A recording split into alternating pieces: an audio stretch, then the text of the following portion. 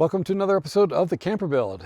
In this episode, we are finally going to finish building and installing all the posts, as well as the top rail here of the camper. Well, anyways, let's just get right to it. Okay, it's pillar time. I gotta build all these posts up. These are the half the posts, and then I got some more over here, and then here are all my brackets. So I got the these are all the top part that I just made. They're probably a bit overkill, but we'll see. These are the bottom brackets over here, and so I need to probably redo these later to make them a little bit bigger to kind of overhang to attach to the channel of the truck. And these are the ones on the end here are the old ones that were just kind of the quick prototype. So now I just need to put all these pillars together, and it should go pretty quick. It's a pretty simple process once all these plates are done.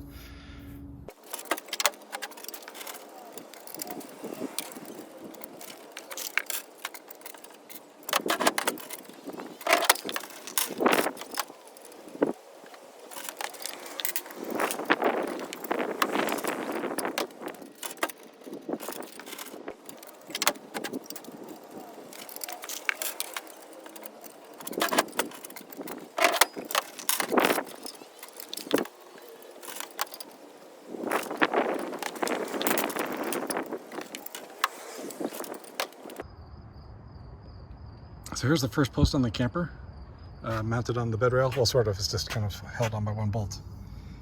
But if I use the leverage here, if I pull on the top here and look at where it mounts to the rail, it's going to get a closer look, but you can kind of see that it's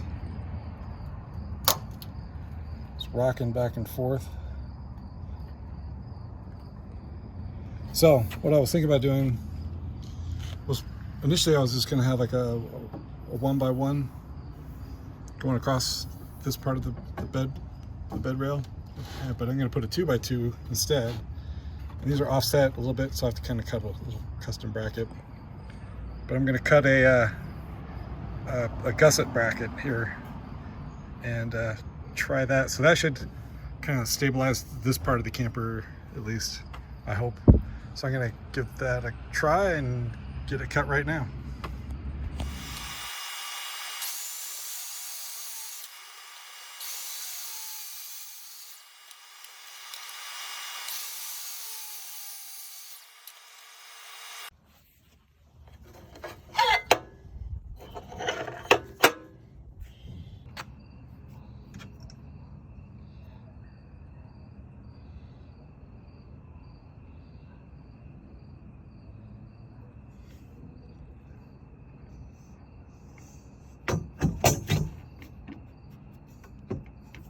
So here I'm installing a bike tube like I did with the main base rail of the camper. This is an old road bike tube that's kind of sliced down the middle.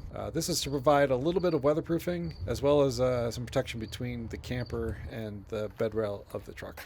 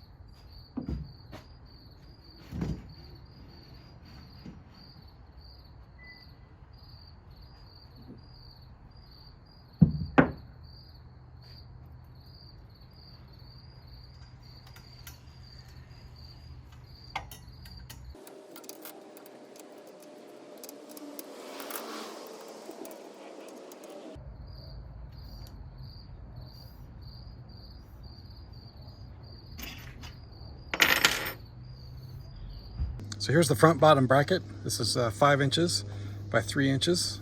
I have the 2 countersunk here on the front here, and then the socket heads for the rest.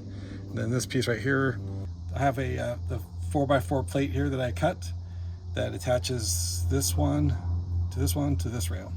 And this rail is higher, just slightly higher, so this has to be kind of unique where these 2 holes are drilled. And so then on top, that's a little bit more complicated. So this plate is 10 inches by 6 inches, and then these sides are 2 inches each. And so the only holes that I countersunk are these, and these attach to the 1x2s here. So there's 2 1x2s, and then this last one here attaches to the cord around here. Now I'm kind of like rethinking about this a little bit. So I didn't countersink any of these holes, but I think I'm going to do 1 or 2 of these, or maybe all 3, and so that this plate is attached to this rail. And here's another angle of this plate here, so you can see that I have the 1x2 that's kind of up a little bit from everything else, attached to a 4x4 plate, where these 2 holes are a little higher than the normal grid pattern with the holes. Oh, and so I forgot about all these holes. So it's easier to drill the holes off the truck than on the truck. So I just went ahead and drilled them all, make sure that they're all in grid. I'm going to use a couple of these holes here as a tie down. So it'll go from here with a cable and then attach to this tie down here. So it'll be kind of like a little turnbuckle to kind of give the whole thing a little bit more support and attachment to the truck itself. So that's this plate, and then now I'm gonna start working on the center plates, or the center post and the rear post. Oh, so here's the remaining posts. I have the 2 back posts and then the 2 middle posts, and so this is a 6x6. I have the countersunk holes here. It's kind of the same pattern where I have the 2 1x2s and then the quarter round. So like I said, 6x6, and this is a 45-degree angle, and this is going to be 2 inches. And then the bottom of it, that's just going to be a 3x5, I think. Yeah, 3x5. And so kind of the same thing, the countersunk holes, and then the holes that will attach to the bed rail, or to the aluminum bed rail part. And then the side posts are kind of the same thing. This is the top part. This is just a 3x5. And then, oh, this is the bottom, sorry, 3 inches by 5 inches. And I went ahead and I originally was just going to have 1 rail. And I thought about doing a 4x4 post, but I didn't want to order the 4x4, but I had some spare 1x2, so I just put 2 1x2s together. That should work fine, just to kind of see how it works. I was trying to keep the weight down, but I think that the kind of the stability, so when it kind of sways back and forth this way, that having like 2 rails here should give a little bit more support. I was going to put an angle bracket here, but I think the 2x2 post will do better, and then I still might put a little bracket there. So those are the side posts. Those are kind of the easiest ones of the lot to make, because there's just none of these angle cuts that I have, the beveled cuts. So I'm going to get all those installed on now, and I already have the 2 front ones and the crossbar up. So it's looking pretty good. Still don't like that this part here where it just looks off for some reason. Well, it is off, but it's flush with the back of the truck. It's just uneven with the front of the truck. You can hardly tell with the gray truck with the black plastic. But I think if you had a different color truck, it might show a little bit more. All right, I think that puppy wants something.